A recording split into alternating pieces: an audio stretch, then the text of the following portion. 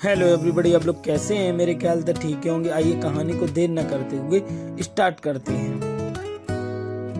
रंगों की तैयारी और घर का महा हंगामा और कहानी।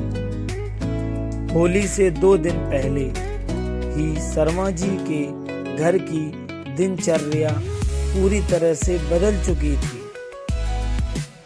सुबह उठते ही सबसे पहला सवाल यही होता, आज क्या क्या साफ करना है। और जवाब पहले से तय रहता, सब कुछ। मम्मी की आवाज अब अलार्म की जगह लेने लगी थी।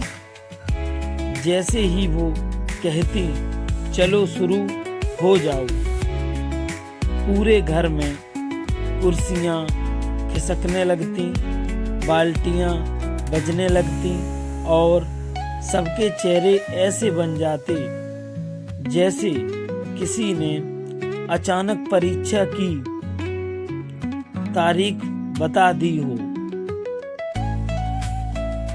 दोपहर तक सफाई के दौरान बहसें शुरू हो जाती। पापा कहते, ये सामान फेंक दो, साल भर से काम नहीं आया। मम्मी तुरंत पलटकर बोलती, होली में सब काम आता है। भाई हर चीज उठाकर पूछता, ये भी क्या? और मम्मी का जवाब होता, खासकर ये छोटी बहन तो सफाई को खेल बना चुकी थी। जहां रंग दिखे वहीं रुक जाओ, जहां धूल उड़े वहीं छींक मार दो। रसोई में माहौल कुछ और ही था।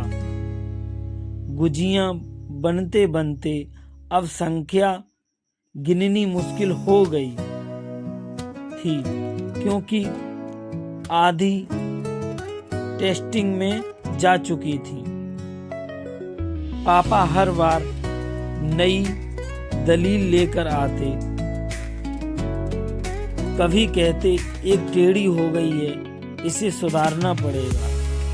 कभी कहते, इसमें भराव कम है, संतुलन ठीक करना है। मम्मी जानती थी कि ये सारे बहाने पेट से जुड़े हैं, लेकिन त्योहार है, इसीलिए मुस्कुराकर नजरअंदाज कर देती थी। शाम होते होते मोहल्ले में भी हलचल पड़ गई। कोई रंग लेकर लौट रहा था, कोई टोल की बात कर रहा था, कोई अगले दिन की योजना बना रहा था। घर के बाहर बाल्टियां लाइन में रखी जा चुकी थी, जैसे कोई प्रतियोगिता होने वाली हो।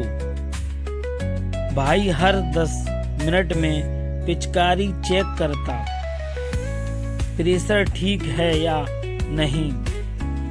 छोटी बहन गुब्बारों को गिनती और हर टूटे गुब्बारे पर दुखी होकर कहती, ये होली नहीं देख पाएगा। रात को खाना खाते वक्त भी होली की चर्चा चलती रही। पापा बोले, इस बार शांति से मनाएंगे।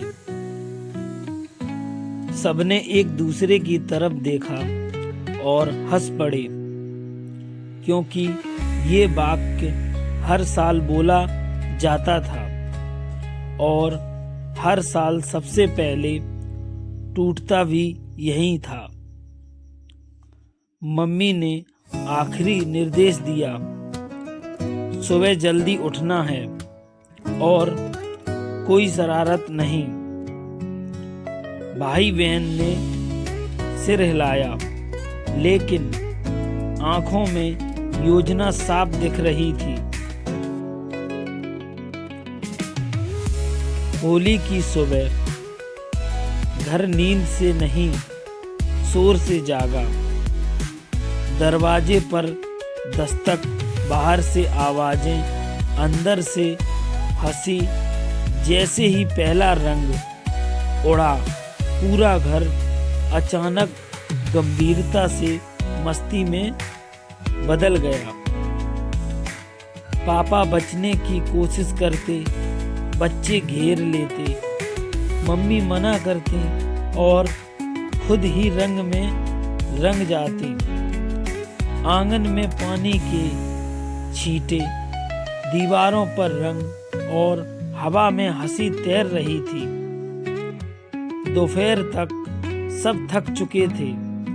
कोई जमीन पर बैठा था, कोई कुर्सी पर ढेर, कोई चुपचाप गुजिया खा रहा था। चेहरे पहचान में नहीं आ रहे थे, लेकिन हंसी सबकी वही थी। पापा ने गहरी सांस लेकर कहा, थक गया हूं, लेकिन मजा आ गया। मम्मी ने चारों तरफ देखकर कहा, घर गंदा हो गया है। फिर खुद ही जोड़ दिया, लेकिन दिल साफ हो गया। शाम ढलते ढलते रंग हल्के पड़ने लगे, लेकिन बातें और यादें गहरी हो गईं। पानी की टंकियां खाली थीं, बाल्टियां उल्टी पड़ी थीं और घर के कोनों में रंगों के निशान ऐसे रह गए थे जैसे दीवारें भी त्योहार याद रखना चाहती हूँ। उस रात सब जल्दी सो गए।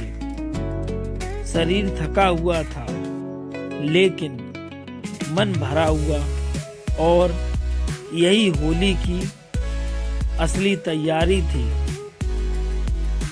सिर्फ रंग, गुजियां या सफाई नहीं, बल्कि वो हंगामा, वो नोक झोंक, वो हंसी जो घर को कुछ दिनों के लिए नहीं, पूरे साल के लिए खुशियों से भर देती है।